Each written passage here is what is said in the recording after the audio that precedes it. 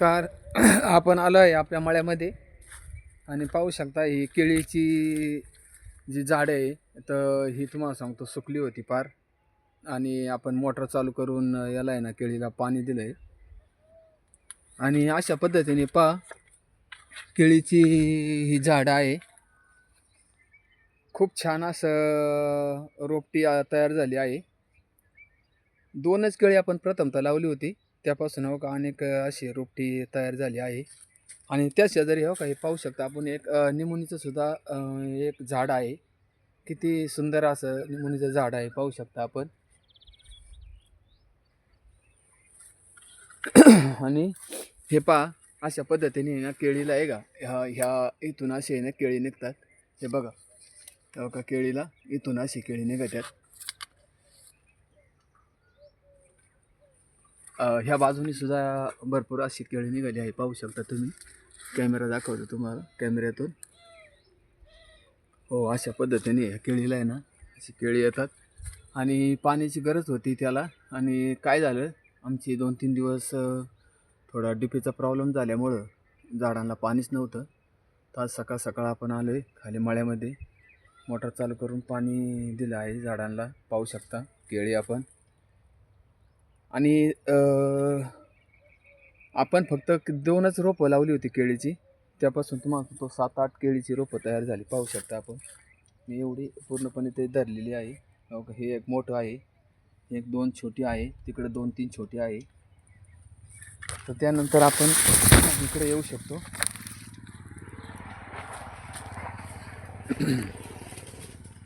हे पहा खूप असे सुकले होते. आंब्याला सुद्धा पाण्याची गरज होती, कारण आपण 8 दिवस झालं त्याला पाणीच नव्हतं. आपली डीपी जळाली, त्याच्यामुळं पाणी नसल्यामुळं झाडं खूप अशी सुकली होती.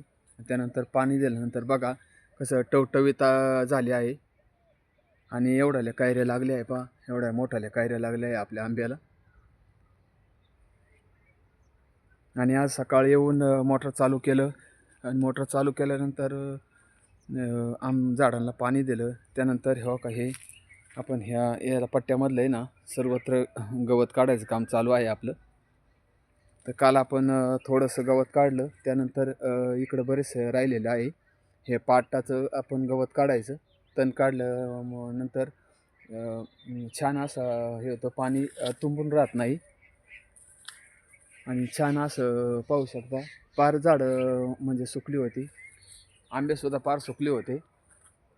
तर आंब्यांना पाणी दिल्यामुळं हे बघा एवढे आंबे वाढले आहे. आणि उन्हाळा आहे ना, उन्हाळ्यामध्ये पाण्याची गरज लागते. 2 दिवसाला झाडाला पाणी सोडावं लागतं आपल्या. त्यानंतर पलीकडं नारळ आहे, त्या नारळाला सुद्धा आपण पाटाने पाणी सोडलं आहे. आपली सफेद रोई, ह्या सफेद रोईसुद्धा सुकली होती, त्यालासुद्धा आपण पाणी सोडलं आहे. ह्या आंब्यालासुद्धा पाणी सोडलं आहे काल, पाहू शकता आपण. हे पहा अशा पद्धतीने झालं होतं. पाणी नव्हतं तर हे जळायला लागलं होतं. आपला गवतीची हवा हा आता कसा फुटला आहे पाहू शकता. हो का, गवतीची असा फुटला आहे. झाडाचं महत्त्व कसं, घरासमोर झाडं असावा, सावली राहते आणि उन्हाळ्याचं थंड वातावरण राहतं. आणि निवांतपैकी तुम्हाला सांगतो इथं वातावरण असं आहे का, मस्त वातावरण आहे. घरासमोर आंब्याची झाडं, निमोनी, डाळिंब आहे, हे बघा डाळिंबाचं एक पनेरी आहे, सफेद रुई आहे, गुलाब आहे. हे पहा गुलाबाचं झाड आहे, ते सुकलं आहे. हे बघा गुलाबसुद्धा आहे, हे बघा गुलाब आहे.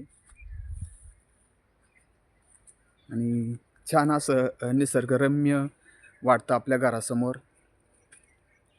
आणि आता उन्हाळा चालू आहे, भरपूर ऊन आहे, तापमान खूप असल्यामुळं झाडाची गरज आहे. छान अशी दुपारी 12-1 वाजता निवांतपैकी छान असं गारवारा हे राहतो झाडाखाली मस्त. आणि कायमच आपण 2 दिवसाला याला पाणी सोडितो, त्यामुळं एकदम वातावरण मस्त राहते, थंड राहतं. आपण सुद्धा असं घरासमोर आहे ना आंब्याची झाडं लावावं सर्व शेतकऱ्यांना. हो काही सफेद रुई आहे, छानसा असा आंब्याला आंबा आला आहे पहिल्या मोहरामध्ये. दुसऱ्यांदा या अशा आल्या आहे.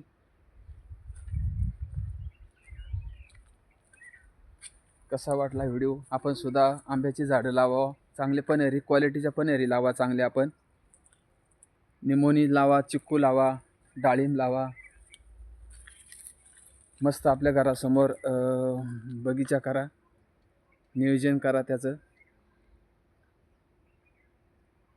कसा वाटला व्हिडिओ कमेंट करून सांगा. आपण सुद्धा झाडं जर लावली असेल तर तसं बी आपल्याला कमेंट करून सांगा. कोणत्या आंब्याची झाडं लावलेली आहे, कोणत्या जातीचे आंबे लावलेले आहे ते सुद्धा कमेंट करून सांगा.